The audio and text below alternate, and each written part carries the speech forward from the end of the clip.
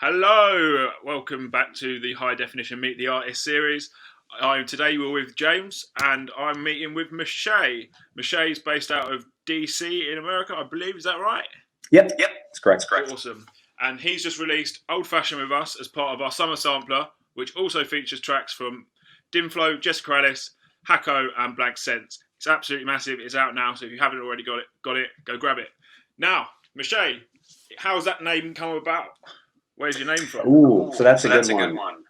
Basically, I started that track around a year ago, and when I made it, I was just thinking about the drink, like the old-fashioned drink. So, is that your favorite drink? That is my favorite drink. Have you had one with rum instead of bourbon? Oh, okay. I mean, you might. If you obviously haven't, from the way you answered that question. Yeah. It's a nice twist on it, but there we go. Anyway, I interrupted you. Carry on. So basically, over the past year, I was kind of tweaking it. It definitely went through a lot of changes. But then at the end, I decided to send it over, and the final product is what it is. So I'm pretty happy with it. Oh, it's an amazing track. I've been fortunate enough in the UK to have been playing a couple of rooftop gigs. Not myself, but being there whilst Amy plays them. And although they're not in the UK at the moment, we still can't dance.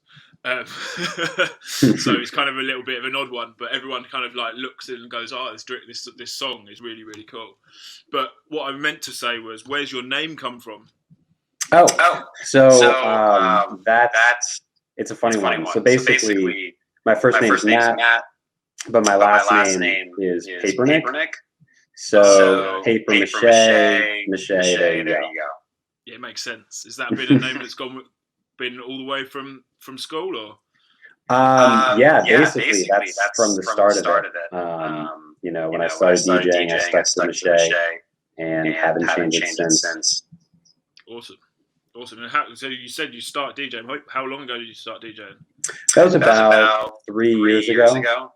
Started off doing top 40, just like classic.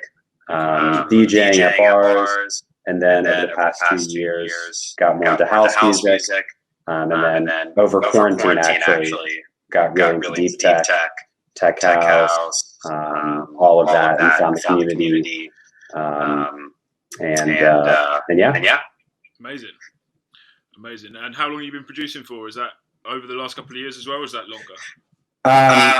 So mainly, I would say for house music, definitely the past few years. I've played around with VSTs, DAWs for a long time, but more seriously over the past few years.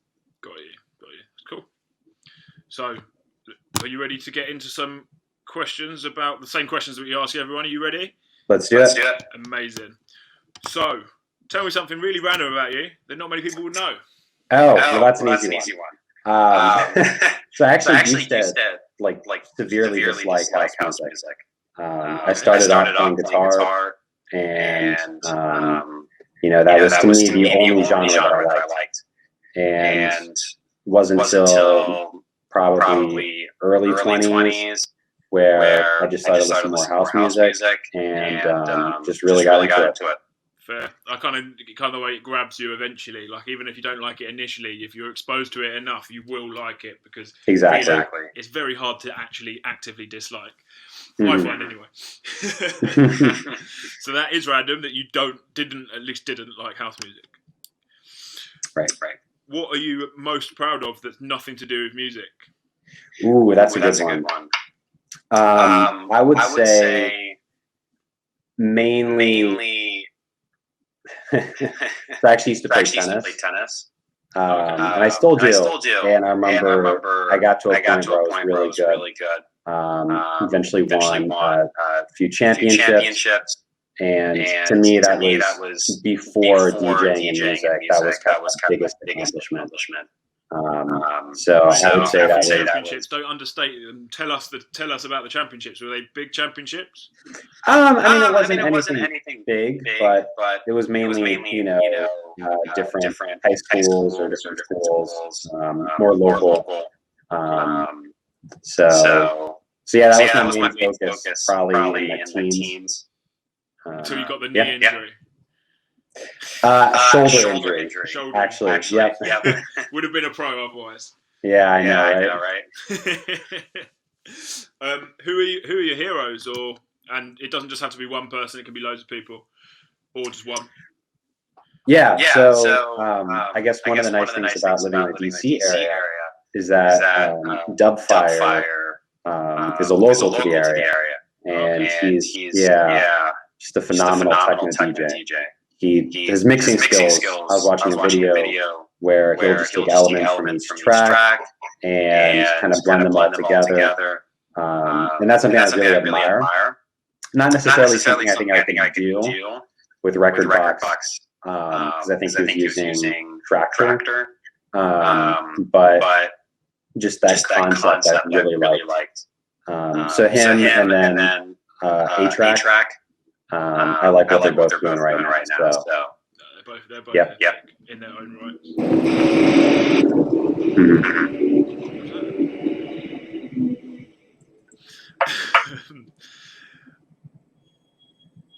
When was the last time you laughed really hard, and why? So I was looking over that one. Probably. I remember I watched the rom-com like a few weeks ago. And I was trying to look it up which one it was, but it was Forgetting Sarah Marshall. Oh, great! That was a good one. Yeah. So I remember just throughout the whole movie, I was just laughing. Was that the first time you'd seen it? That was. Oh my god! Yeah, I know. I think most people in the UK have seen that film a lot, mainly because it's one of the films that's just on telly all the time. Mm-hmm. It's like they've got like 10 films and they're like, oh, what should we put on? again. So I've seen it a lot. I mean, it's a great film though. Great film. It stands the test of time as well because it's exactly years old now, something like that. Yep. Great film. Moving on to things as well that probably got overplayed.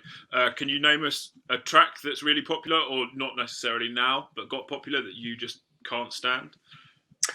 Ooh. And we don't. We're not atting anyone here for their production or anything like that. Even. Yeah.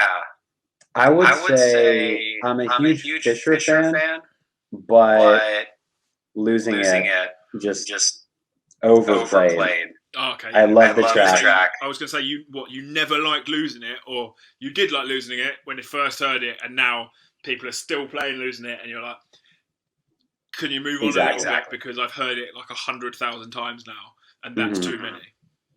Exactly. Yeah. Shout out Fisher though, epic, great producer. Do you have any weird skills or talents? Ooh. I wouldn't say it's weird, but I love to cook. So I'm always cooking. Quarantine, gave me the opportunity to cook every day. Used to meal prep before that, but now, being home, that I can just cook every time. Awesome. What kind of dishes are you cooking? Oh, I love to be challenged. Anything really. I think the other day I made a harissa chicken. And that was really good. I like to make steak, pasta, curry, really anything. Amazing. Yeah. Really cool. And awesome. I mean, I love to cook too. I cook so if you don't know, Amy and I are together, and I am the cook. She doesn't cook. In fact, when I first started getting out of her, she could cook nothing. She was like, "Do you want to cook for you?" And it was like I call it like when an egg's snotty. That's how I'd actually cook eggs, like to the point that they weren't cooked. And I thought, you trying to murder me? So she's a little better now though. What's your most embarrassing moment or most embarrassing DJ moment? Ooh, that was a good one. So basically, this was when I was first starting out. And I remember, I actually wasn't DJing that night, but my friend was. And he had Serato and his hard drive, USB hard drive. And, I just kind of popped onto the DJ decks and just thinking, maybe I could play a song. And he was totally fine with it. And I was playing it, he groove into it, and I thought his hard drive was my phone. So I grabbed it, and I just kind of leave. The music stops. Everyone just turns around and looks at the DJ booth.